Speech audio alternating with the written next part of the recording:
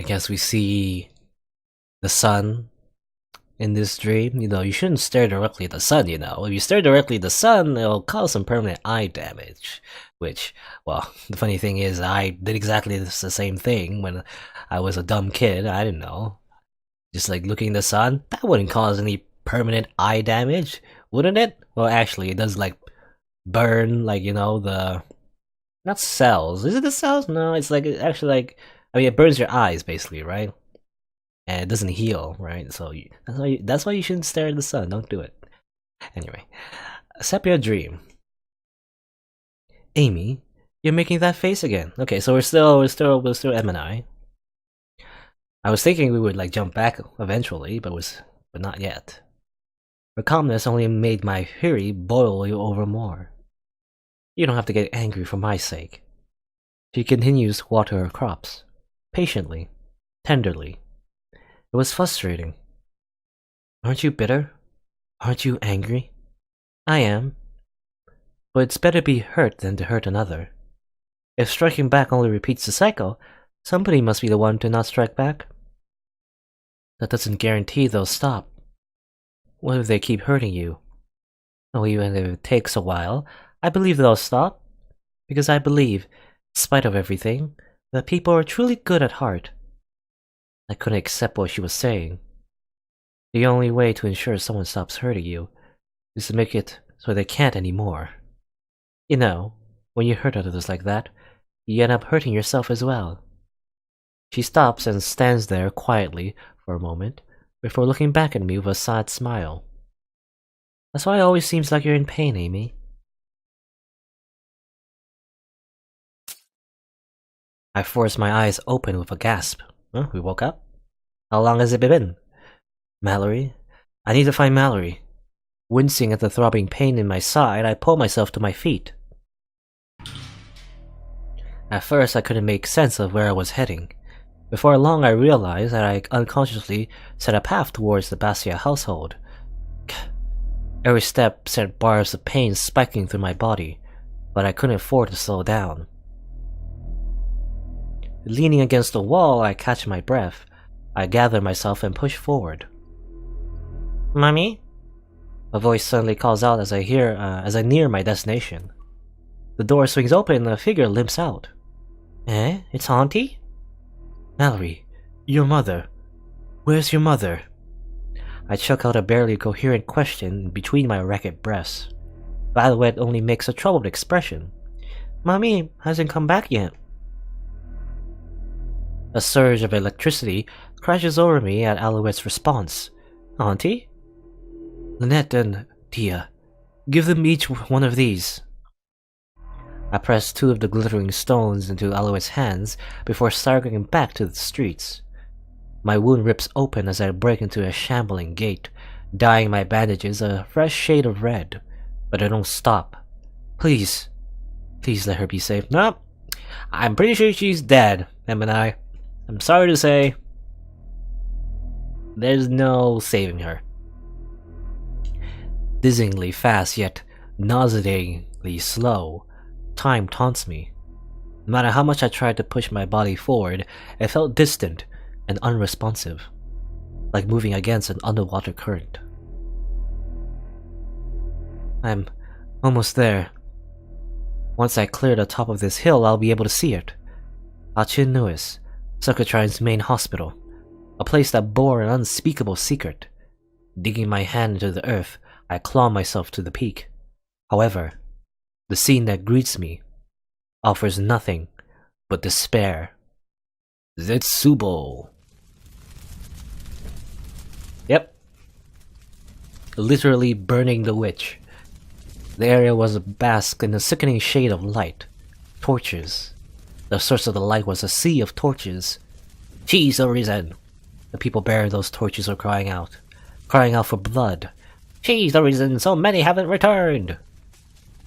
Burn the witch. Blame all our problems on the single person who is apparently the source of all our problems.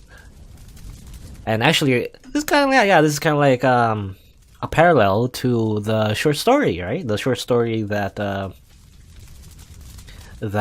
we were told in the library, right? As at least, you know, the idea of blaming all their problems on like a single person and whatnot. She was there, the head of the crowd, hanging from horloge, her arms bound by a rope. Well, she still looks alive, even though she's beaten up quite badly. Someone I knew well. Someone that meant the world to me. Someone I couldn't bear to live without. "You shameless monster!" the crowd roars out. "These were children! They were the children who needed that cure! How could you?" Mallory's head whips back as a rock soars through the air and strikes her. A thick line of blood begins to trace down her face, but even then she doesn't move. She doesn't say a thing. "She's not human. She killed 5 guards and injured 2. Okay, so technically, yeah, kill count is 5 and we injured 2. She even admitted to it. Mallory. Why? I saw her from running from the hospital earlier today. Oh, my darling. What did he ever do to you? He was just doing his duty, and you killed him. You killed him, you monster. You witch. Yep, literally like burning the witch. The sea of torches stirs and undulates like the belly of a massive beast. Undulates? It was as if the word had sparked the madness in them. Kill the witch! Kill the witch! An unearthly chant, steep with insanity. It spreads over the people like a contagion, submerging and stripping them of their individual consciousness. The accused has pled guilty to all charges against her. No, stop. Tumbling down the hill, I throw myself against the roiling mob. Under the unanimous discretion of all that present? Stop. She's not a witch. But it's no use. She's not a witch. Right, again, that short story, literally, like, yeah, that's exactly, that's a line spoken in that short story. It's a little, it's not exactly the same, but, you know, you can again, draw some parallels here.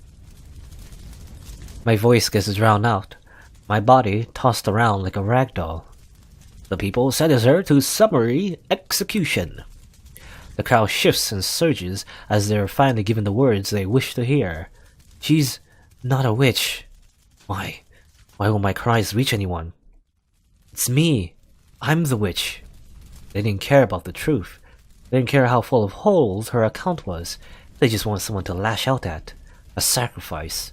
Someone to take the brunt of their anger and sorrow. It was a witch hunt. Mallory. Kill her! I watch. I watch on as the candle falls. I watch on as it hits the ground, as it ignites the oil, and transforms the world.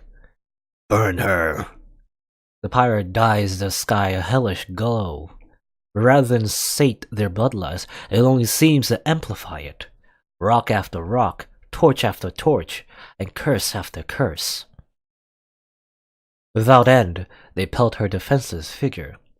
And also, I guess, a little ironic as well, her burning alive, very similar to the girl who burned alive to fuel the cure, you know, for everyone else that was burned by the fire, right? Burn the witch. It wasn't enough to kill her. They wanted to trample everything of hers into the ground, to grind her memory into dust. No. Why had I forgotten? People are monsters. When driven into a corner, they'll turn on each other, devouring each other, eating away at each other, until nothing remains, nothing but ash. The world will kill and eat. I had known that. The world will kill and eat. So why had I forgotten? The world will kill and eat. Why?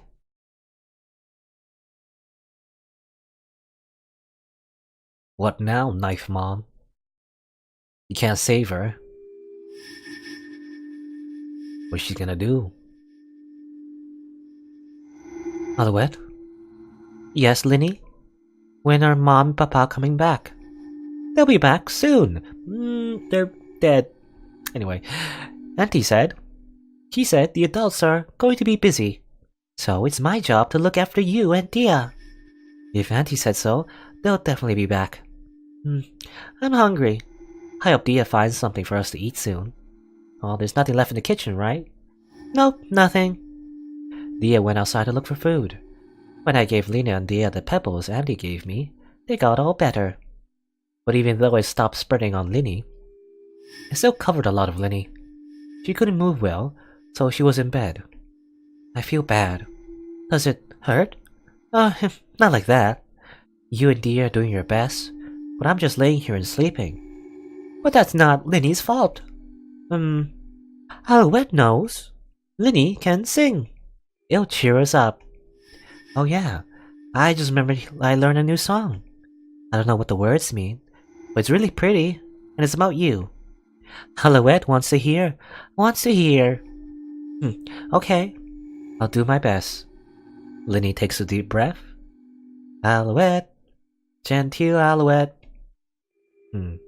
Alouette, jette plumerai. I'm assuming this is a French song. This is an actual French song? I'm not familiar with it, so. Jette plumerai l'été. Jette plumerai l'été. Et la tete, something like that. I don't know. I don't know much French. Or any French, really. Alouette. Oh, it's that song. Alouette, na na na na na. Alouette, da da da. Oh, it's that song. Okay, I got it. I think it's that song. The door makes a loud sound. Someone threw it open. Oh, it's Dia? What happened to you? Dia was breathing a lot. He looked messy. You're hurt. I got into a fight. Why would you do that? Oh Dia, you're bruised all over. They kept saying stupid things. It made no sense. Where did they hurt you? Alouette, can you help him? Yeah, Alouette will help. No, they didn't hurt me. I got hurt when I fell through them. Fell through them? No matter how much I tried to hit them, I couldn't touch them. No. Maybe it was my imagination. Maybe they were there to begin with. A ghost? No, not ghosts. Dia? Dia grabs his head. Just stop already! No more! He throws the curtain. The fire is back? Weirdly. Outside looked different. It wasn't what was supposed to be there. It's this damn mist. No matter where I go, I don't go anywhere. No matter what I see, no one's there. It's just us. It's just us in the world. Dia falls to the ground. Oh, okay. I guess he wasn't completely cured. He starts crying. What's happening? What's going on? Or maybe... Well, either he's gone crazy, or what he's seeing is actually true. Something's going on right now after the fire. The room becomes quiet, except for Dia's crying. Hey, Alouette? Mom and Papa are coming back, right? Yeah, they're definitely coming back. Where are they? I miss them. I hug Dia. They'll be back soon. So, let's do our best, okay?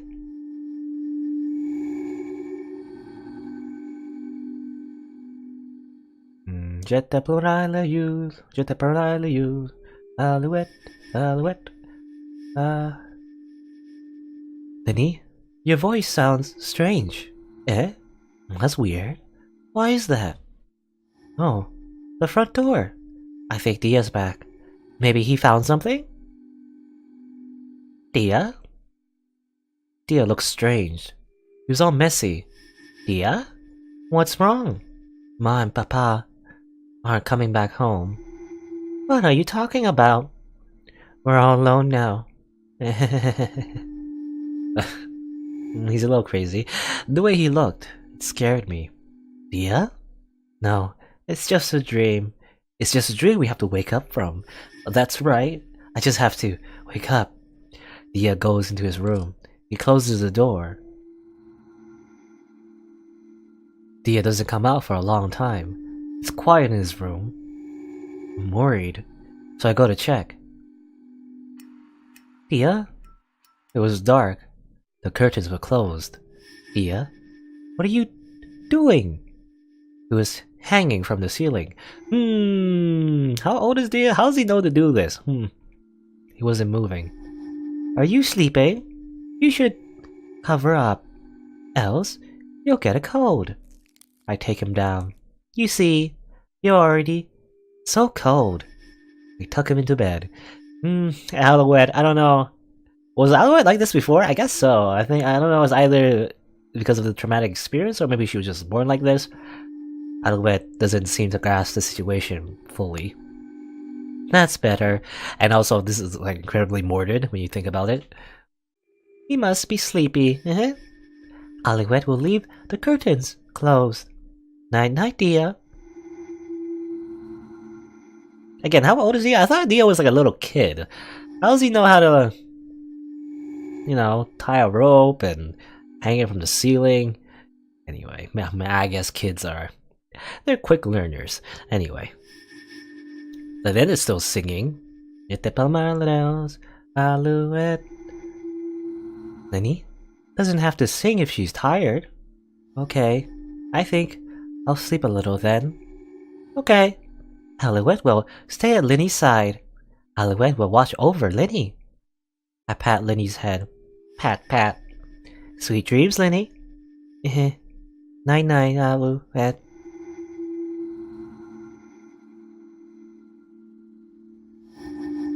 I begin to sleep a lot too. Mommy will probably scold us, because the three of us are sleeping so much. It's hard to move though. My body feels so heavy. I'm hungry.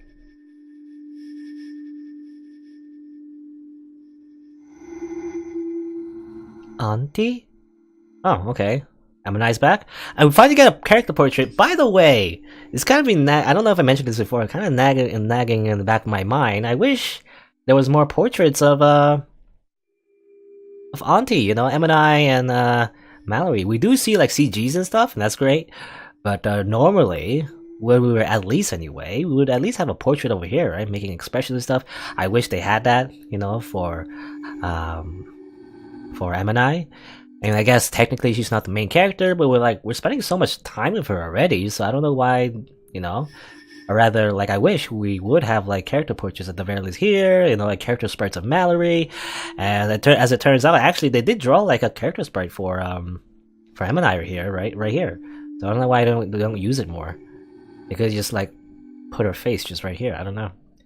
You know, maybe it's only like one expression. You know, they didn't want to spend the time drawing that many like different expressions. Maybe, I don't know.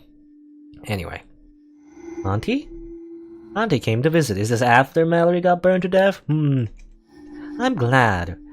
It's been a long time since someone visited. Oh, a long time? How long has it been? Food. No, Alouette will eat after Lenny and Dia. They haven't eaten. Oh. Did they starve to death? That's fucked up. The two of us go up to Lenny's room. Look, Lenny, Auntie brought us food. Say ah. Lenny was still sleepy, so I help her eat. Auntie makes a strange face though, like she was in pain. Well, I mean, look at that. Oh, that's pretty sad. But also, look at that. No, actually, they did draw like different expressions for her right here. So I don't know. I don't know why I didn't have any more of didn't use more of the character sprites right here. I hope she's not hurt. Dia. Next we go to feed Dia. Dia, say thanks. Auntie got us something to eat. Auntie makes a strange face again. Oh, maybe she wanted some too? Well, we probably shouldn't have eaten everything. Well, now I feel bad. Eh? Auntie wants Alouette to come live with her? What was Auntie saying? Oh, that's no good. Alouette needs to take care of Lenny and Dia. Alouette needs to stay here until Mama and Papa come back. Alouette will be a good girl and wait, so that everyone can be together again. Everyone. Together. Together. Again.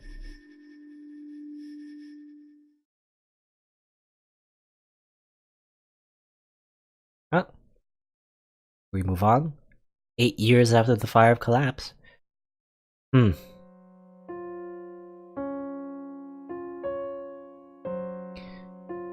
Oh, and here's Altoon. Right? Yeah, again, look at these character sprites. I don't know why they didn't use it before. Maybe it's because, again, you know, for example, when they were orphans and stuff, you know, they would have to like draw a younger version. They didn't want to do that, maybe, you know. I don't know.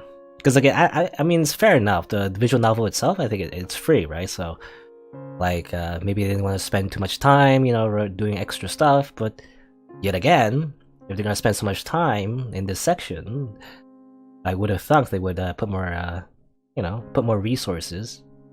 And it seems like they already did, like right here, right? Here's Altu, and I don't know why they didn't use Altu before. At least, you know, before he had these bandages. I guess just to do a small recap, like trying to put everything together. Mallory burned to death. I assume M&I was traumatized from that experience. I assume Dia, I don't know why he went crazy. Like, that's kind of weird. That doesn't make sense to me. You can also see that like outside, like there's like prismatic colors as well from the fire. Is that from? I guess we were from Alouette's perspective, right? So is that how she views the world? Everything is so colorful and stuff. So in a way, maybe she was affected by the fire. I don't know if she was burnt or anything, but in a way, I guess she was affected by the fire somehow. I guess yeah, Lynette and Dia, I guess as we learned, they didn't survive. Lynette, I guess, starved to death. Dia went crazy.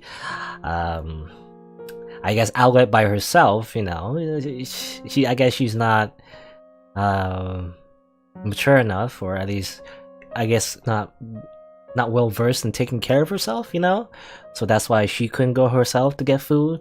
Probably wouldn't be a good idea. So in the end, they starved to death, unfortunately. I think either that they starved to death. I mean, that's what Alouette thinks, or at least that's what it seems like, that Lynette just needed food. But I don't know. I'm trying to think. Was it that long though? Was it really that long that they starved to death? I mean, how long can you survive without food? And I guess especially water. I don't know if they had water. You would die sooner if you didn't have water. I don't know. I expect, like, if they simply didn't have food, it would, like, take at least a week, right? A week, maybe? It's either that, or maybe the cure wasn't good enough, right? So maybe that's why, like, certain people in the hospital were flagged with the black tags, because even if they were cured, you know, they would still die anyway. Maybe? I'm thinking that's my guess as well. I'm not sure. I don't know. I'm not exactly sure why Lynette died, though. Again, it's either she starved because it's really been that long, but did it take M&I that long to get back to the Basia household and give them food? Did she forget about them? I mean, I don't know. Because otherwise, why would she be so sad? Because I'm thinking, like, if she didn't really care about them, right? And maybe she did forget about them, then why was she so sad when she finally came back and actually gave them some food, and then noticed Dia and Lynette are already dead? She was like crying, right? She was in pain and crying, so I can only assume she didn't forget about them or anything. It should have only been at the very least, or rather at the very most, a day. So I don't know how they already died from just a day. So I can only assume, my only assumption is that they didn't starve to death. Is more so, again, Lynette succumbed to her burns that weren't cured all the way. Dia, again, turned crazy, apparently. And he was complaining about seeing, like, the mist and stuff, so I can only assume the prismatic fire from the Fire of Collapse somehow related to the mist, and it affected his mind. And I guess, yeah, they both died, and Alouette was the only person surviving, and she was a little bit affected by fire too, but she didn't die, at the very least. I guess that's what happened with the Basia residents. And of course, Mommy and Daddy are dead. Oh well. Anyway, here's Atum. Dinner's ready.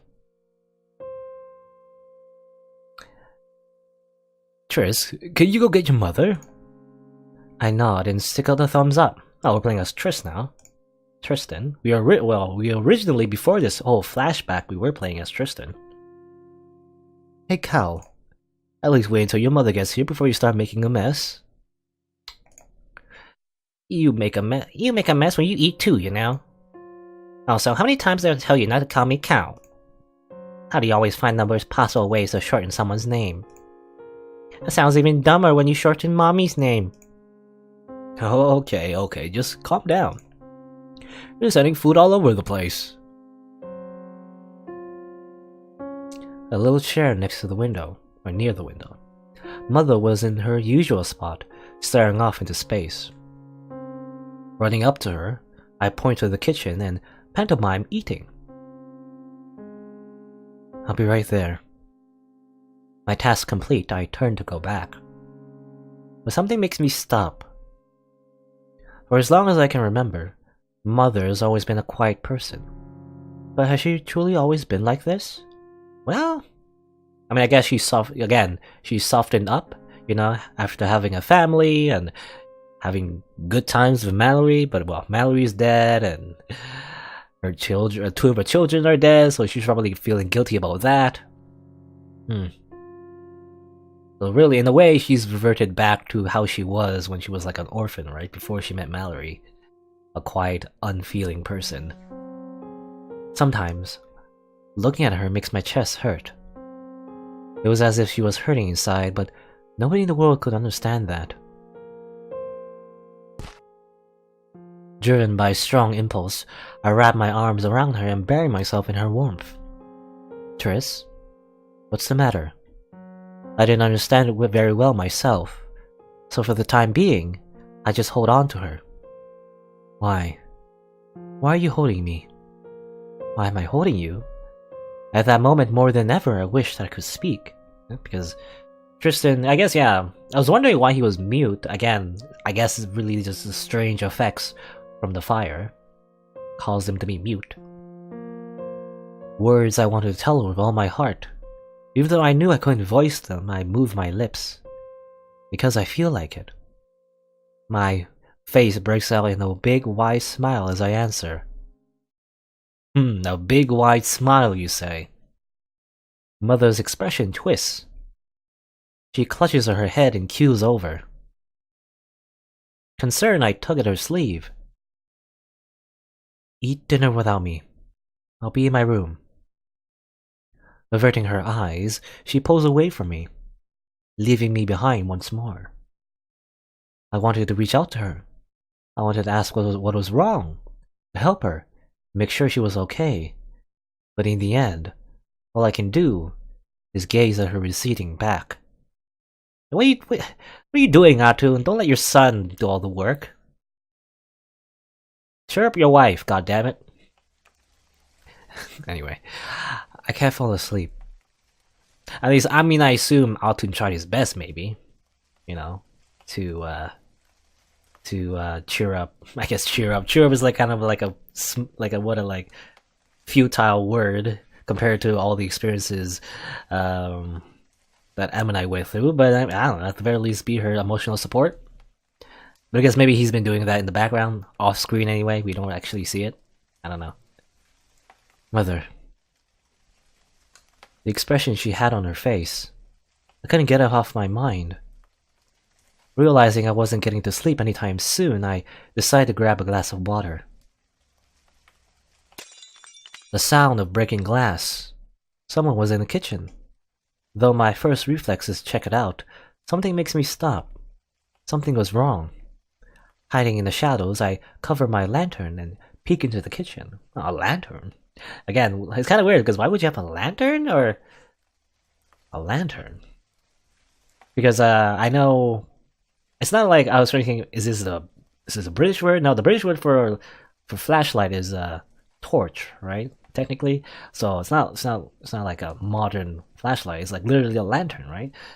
I don't know why they have a lantern, but they have all this modern technology. Like, see, right here, this is a lamp right here, so why do they have a lantern? I guess maybe, again, it's a mix between the old feudalist system, maybe they still have some old technology, mixing in with the modern technology, maybe in this world of Succotrine. Anyway. What's going on, Knife Mom? It was Mother. She was leaning over the kitchen sink, panting, as if in pain. That's when I see it. Dappled in wavering candlelight, something red. Blood. Without warning, she pushes out the counter and tears off. The sound of the front door being thrown open splits the night as she disappears into the rain. A whirlwind of questions flood my mind, none of which I had an answer to. One thing alone was clear, though. She was hurt. I need to go after her. Oh, and everything's still in ruins, I guess. I guess everyone else moved away and rebuilt in other areas. I guess we're still living here, though. It takes all I have to keep up with her. This place. It was a place that adults always told us to stay away from. Yeah, okay, so they did relocate. It's just that these ruins were just kept as is. Minolos. Minolos? Yeah, Minolos. An abandoned area that had never been rebuilt after the fire collapse. The rainbow mist was known to rise and shroud the area at times, making it a dangerous location. Why was she here? Where was she going? The questions swirling in my head only continued to grow as I chased her through the ruins. Under the falling rain, even the light from my lone lantern felt feeble. Suddenly, Mother stops moving. I skid to a halt. Why had I stopped? There shouldn't be any reason. But when I take a step forward, a whistling sound fills the air and something brushes against my face. I fall into my rear end. What just happened? I think Knife Mom threw a knife at you, maybe? I'm assuming. My hand trembles as I bring it to my cheek. It comes away wet with something. Something warm. Blood. Run. Run away, Triss. The lantern rolls across the floor. It comes to rest by her feet, illuminating her face. Nani? What's going on? Why do you have the shower gun? Well, I don't know. However, the face that I behold does not belong to someone I know. Okay, this is getting, again, supernatural. I was thinking she went crazy from grief, but I guess it's not just that. It's also she has red eyes, apparently. Weird, red eyes with, little, I don't know what you call it, roots? Weird, scars on her face? Madness. There's no other way to describe it. It was the face of one who had fallen into madness. Panic seizes my heart as the light goes out and another whistle cuts through the air. And who are the twins who had red eyes as well? You know, the twins with red eyes and pale hair. I think those are the ones that were experimented by the government with mist. Has the mist somehow affected her as well? The fire and stuff? Maybe it wasn't apparent when we were from her perspective, but actually she was affected by the fire too. As light goes out, the whistle cuts through the air. I need to get away. Stumbling to my feet, I turn and flee. Footsteps. The sound of footsteps behind me. She was chasing me. A deafeningly sharp wind blows past my ear. Realizing I was exposed out in the open, I veer off the street into a series of alleys. The rubble and undergrowth reach out and grab at my feet as I plunge into the darkness. But the hands of corpses deny salvation. Grabbing, they drag me down the spiral staircase of Minolos's madness. Or maybe actually this area in general is where she's affected by the mist. Maybe it's the aftermath of the fire still lingering on, and that's why she's affected? I don't know.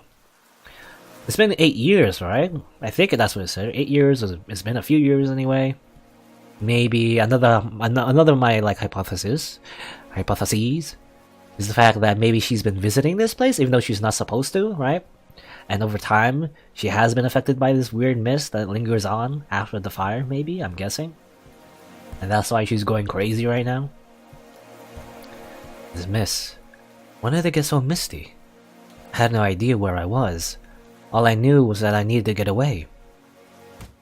I duck as a blur of movement erupts in the corner of my vision. A flash of gleaming silver cuts through the air above me. It lodges into a nearby wooden post, cleaving it nearly in twain. That could have been me. If there had been any doubt before, it was gone. Mother was trying to kill me. Her eyes were like those of a hunter. They draw me in, paralyzing me, strangling me, eating me.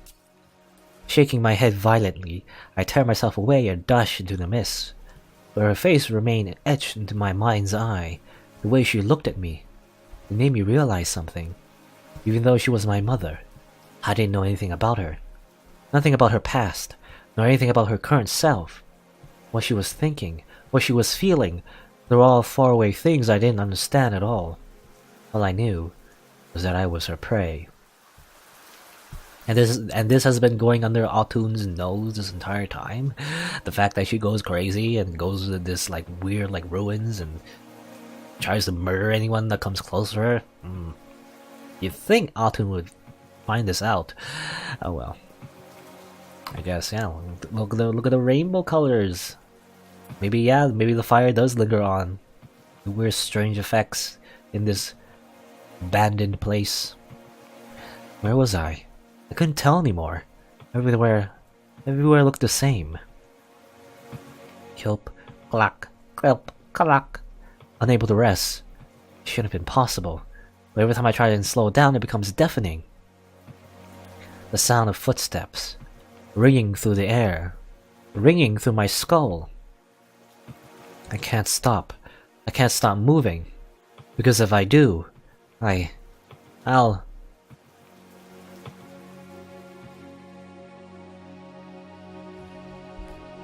How long have I been running for? Well, you've been running until the rain stopped, I guess. Everything felt murky and heavy, like time itself had abandoned me. Even the breaths leaving my body felt like they were weighing me down. I can't keep this up anymore. My foot catches on something. I plummet to the ground. A sound of footsteps. It stops. Dread seizes me. The silence was crushing, suffocating. Even though the noise had been maddening, now that it was gone, I'm afraid. Afraid to look behind me. But the fear of not looking was even greater. My body trembles violently as I force myself to turn around. I can see it. Her dark figure, shrouded in malice. Slowly. 1 step, 2. She walks towards me. Clawing at the ground, I drag myself away from her. The moment my back hits something, silver flashes. Driven to desperation, I grab at her arm and try to push the knife back. But it was no use. Slowly but steadily, the knife inches towards my throat. Just when the tip is about to sink into me, though, I notice. While one of her hands was pressing the blade towards me, the other was gripping the edge. Gripping tightly, as if to stop it. The blood from her trembling fingers spills down. It trickles into my bare skin. All of a sudden, something crumbles on my back. A sense of weightlessness grips me. As I tumble through the darkness, a thought crosses my mind. Am I going to die? Shutting my eyes, I resign myself to fate. But then, as if to shield me from the darkness, something wraps me in a tight embrace. Guess we fall down into the well, yeah, just as he was described, or just like it was described, the part where Mother tried to kill them. I guess this is it. This is the scene. It's dark. It's cold. Far above a circle of light. And I guess I can only assume, I mean, a bit of a cliche, but like, yeah, she was like fighting against her weird, like, violent self. I don't know why she has like again, red eyes, crazy murder spree, like personality. I mean, I guess, you know, from her orphan days. But at the same time, she was like trying to stop herself from killing her son, and like conveniently, there's this well that they fell down on, and so she tried to save him. Last desperate attempt, and I can only assume from the fall she's gonna die, or is dying, or already dead. I don't know. Circle of life, or a circle of light, rather. Was this a well? You're awake. Oh no, okay. Well, let's see. Someone was holding me. As we fell, they had placed their body between me and the ground. Mom, don't move, Tris. My body is broken. I wanted to turn around. I wanted to make sure she was okay. Please, but something in her voice stops me. Reluctantly, I let the tension leak from my body. I let myself be enveloped in her warmth. It was comfortable. So unbelievably comfortable, I wanted to cry. When was the last time? The last time she hugged me like this? I couldn't remember. I've always wished for it, that she's hold me like this. Because whenever we hug, it's always just me holding on to her one-sidedly. Triss, can I tell you a story? I know it's not something I should burden you with, but I want someone to listen. What kind of story? Is it your life story? Because we kind of already went through that. I wrapped my hand around hers and squeezed. I wanted to hear. I wanted her to know I was there for her. Triss, thank you. Mother exhales deeply. It's a story about a foolish woman. A broken woman who lost her pieces. Okay.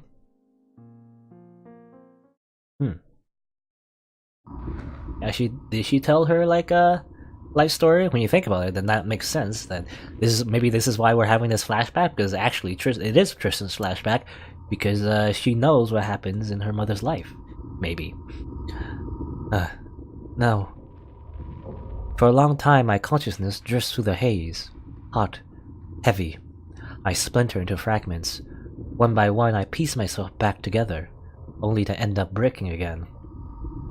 Burn the witch. Okay, we're back here. Yeah, I wonder what happened. I was wondering, maybe did she go on a killing spree? It plagued me as I flickered between wakefulness and the border of dream. Visions of her burning figure. Or maybe this is just a dream.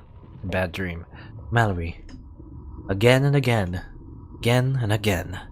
No matter how many times I try to reach out, my leaden body doesn't make it. Maybe not. She didn't go on a killing spree. She just has a trauma about it. Aim? Aim, can you hear me? Am I? You don't have to shout. Oh, thank the heavens. You're finally awake. Mommy! Kalia tries to hug me, but she fails. A muffled pump. A pump? Pump, what are we gonna do on the bed, Oni-chan? No, sounds out as she face plants onto the bed. Right, she probably hasn't adjusted her lack of arms yet. How long have I been out? Last thing I remembered was dragging myself home and treating Kalia and Atun. It's been several weeks now. You really scared me, you know. When I woke up, I found you collapsed with an awful wound and high fever. The doctor that stitched you up said you got a nasty infection from your injury. Sometimes you wake up to eat and drink and, you know. But you were never really fully conscious of that. You look like shit. There were dark bags under Atun's eyes. Let's just say I've handled enough shit to justify looking like it. The aftermath's been pretty rough, but I'm glad you're back with us. There's a lot I can't do with how my hands are now. With great difficulty, Atun forces open his bandaged hands. I see. Little Triss here never left your side the entire time, you know.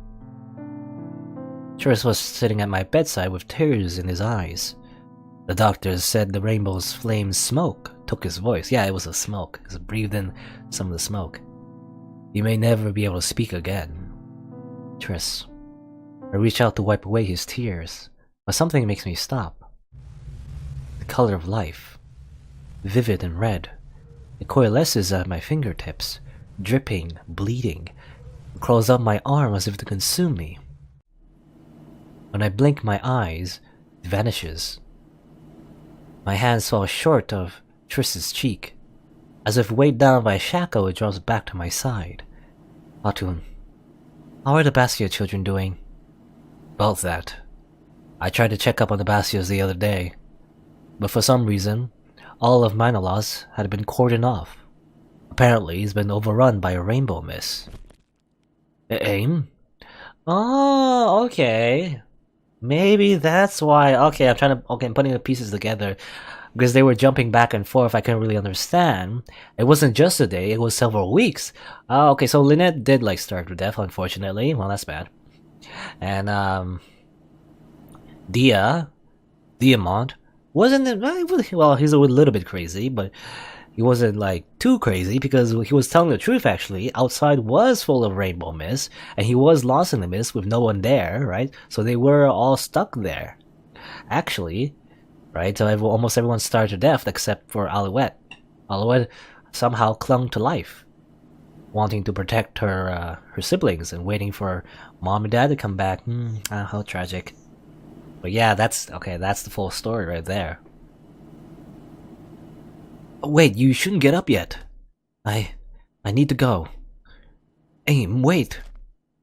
A sense of lightheadedness assaults me as I rise from bed. My body felt weak and unresponsive, but I couldn't spare a second. I needed to make sure they were safe. Grabbing what I can on the way out, I raced towards the Basia household. Please let them be safe. Well, I mean, one of them is safe. But the only thing that awaited me was a reality that was far too cruel. Auntie? Alouette's pale and emaciated figure. Yeah, because I couldn't really understand the full situation because, you know, from Alouette's perspective, everything was like simplified and like childish, you know. So yeah, they were like, you know, starving to death. Lenny, Auntie brought us food. Lynette's thin, rotting corpse, well, probably smells in here. Say thanks, as Dia's lifeless body, noose marks still visible around his neck. I'm still a bit surprised that, you know, he fucking hung himself. How did he learn to do that? I guess either way he would have starved to death, so that's bad. Oh well. Because of me, Mallory had died. And yeah, I was wondering, right, why did they starve to death? Can't they just find food somewhere? But as it turns out, yeah, the entire area was cordoned off, and probably there was no food available because everyone else has already abandoned the area. And probably, like, the adults, you know, they knew, like, you know, if they had any family left, they would take any children with them. Because, but since the Basia's household only had children left, and their parents are already dead. No one was there to take care of them, except for Emanai. And only Emanai would have known the situation and would have got to the Basia household. Although I guess didn't Atun try, but then he said like he couldn't get in, but then we did. I don't know. Maybe you should have tried a little harder, Atun. I think it's kind of your fault too, buddy. You didn't try hard enough, because otherwise, you could have saved them, you know, and prevented them from starving to death. But also maybe because he prioritized his wife staying alive, so he took care of his wife instead of the Basia household because he didn't have that much of a connection with Mallory. But I don't know. Maybe he should have known that Emanai, like she cares so much about Mallory, you know, like a lot. So again, no, I gotta blame Matu. I don't know. Anyway, because of me, Mallory had died. Alouette will be a good girl and wait, and now with children as well, so that everyone can be together again. Please take care of my children. Yeah, it was Mallory that told Emma and I to take care of her children. So, and again, you know, Atu, you should have inferred this and tried a little harder to save the children, you know. Everyone together. Just like their mother. Together. Little crybabies.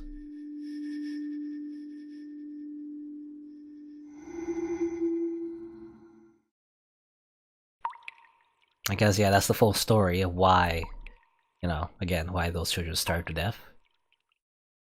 I couldn't protect her. I couldn't even protect what she had left behind. Her last request, her dying wish, had been for their sake. But even that modest wish of hers, I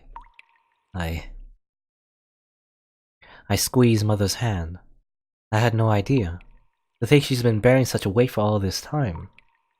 And I guess she didn't tell this to Atun? Maybe? Maybe not? I don't know. Because otherwise, Tristan's the only one who knows M&I's full story in that case, and ironically, he can't share that story because he's mute. But he can write though, can he? He can write, I think, maybe? I don't know. If he can write, then maybe he can like put it into like, into paper. That could be a thing. I don't know.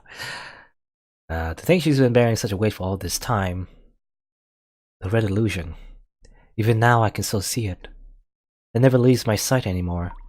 For years I tried to live with it. I tried to ignore it. But slowly, it spread its stains over my soul. And I did something I couldn't take back. Oh, you did something else? What happened?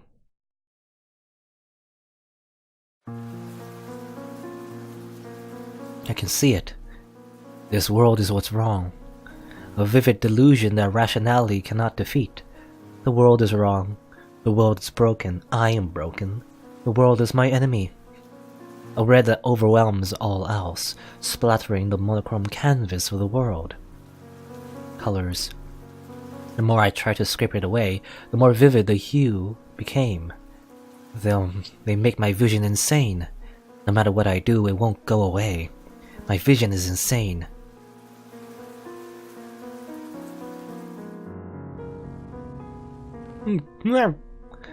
She'd been there on that day.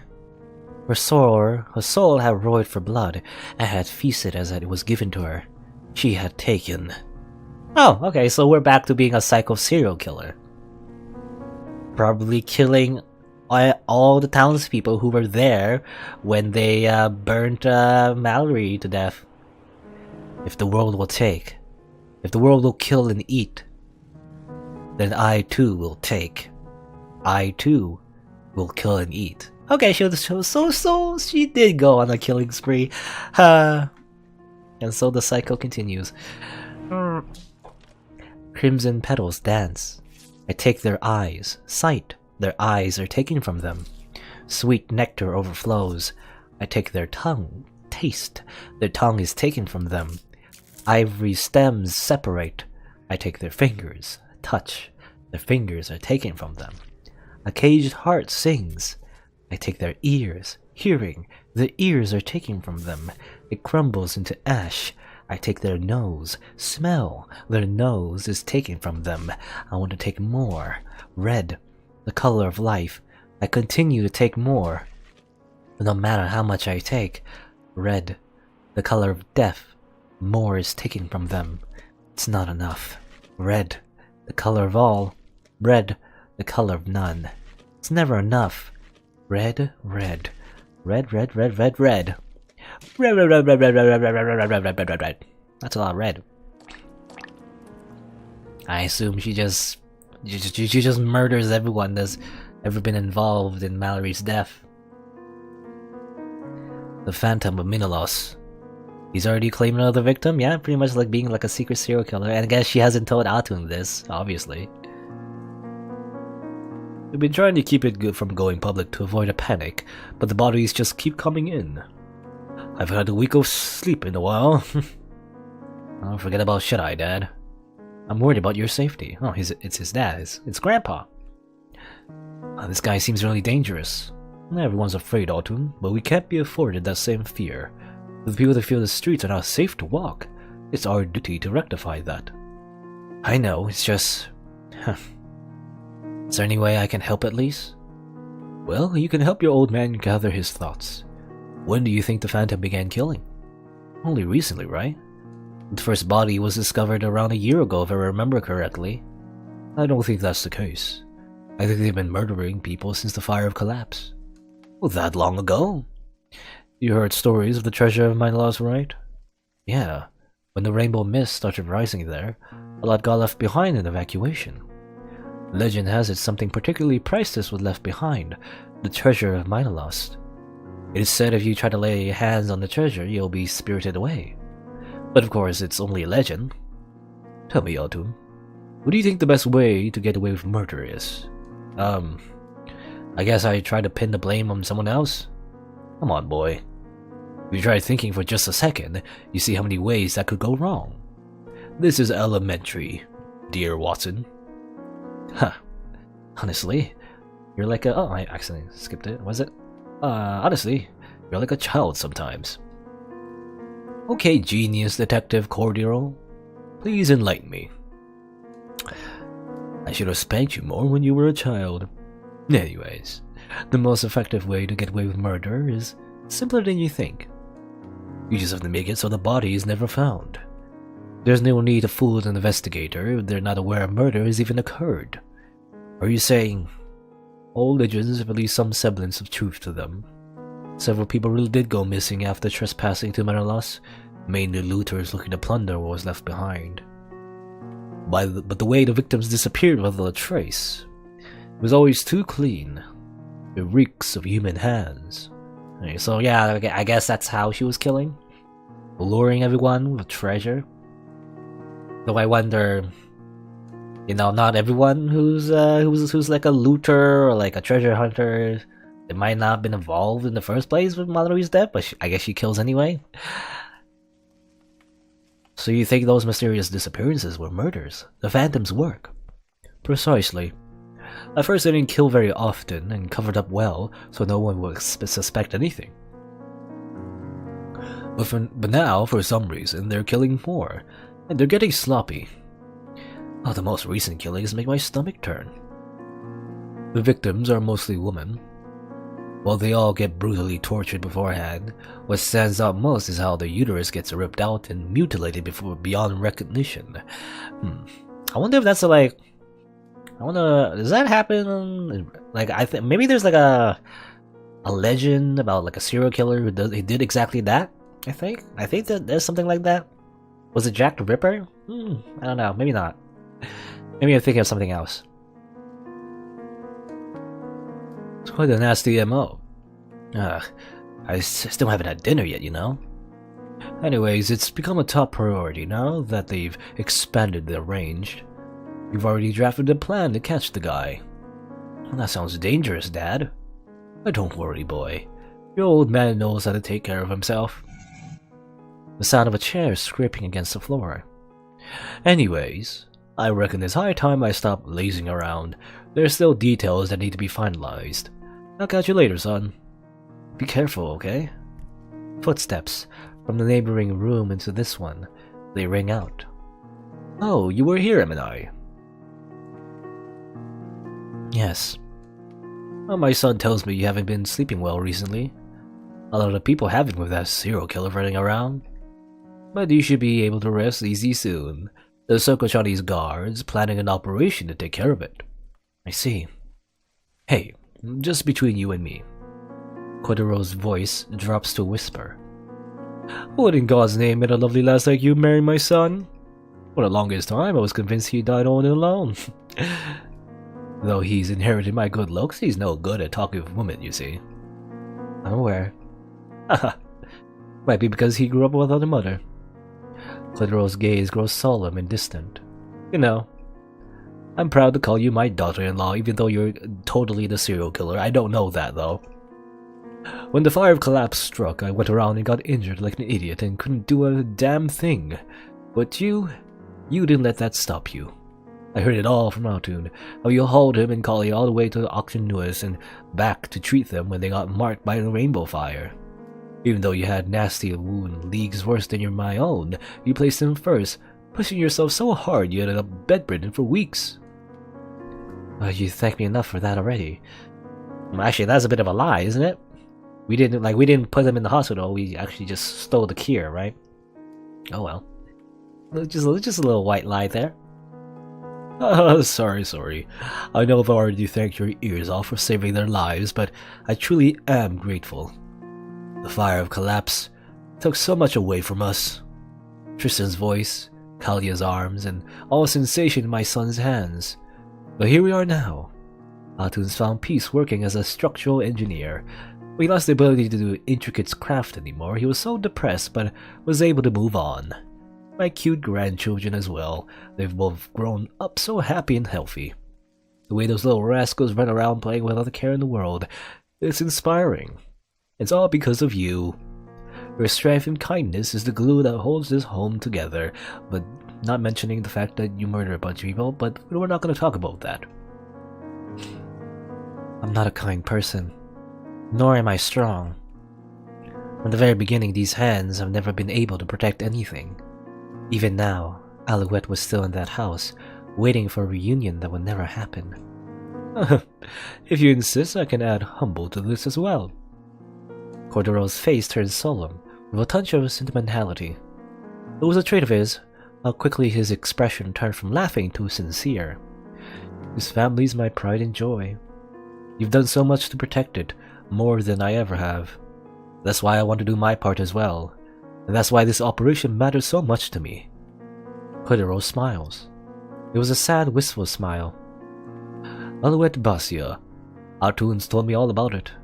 How the poor child locked her heart away and waits alone in an empty house for the return of her long-lost family.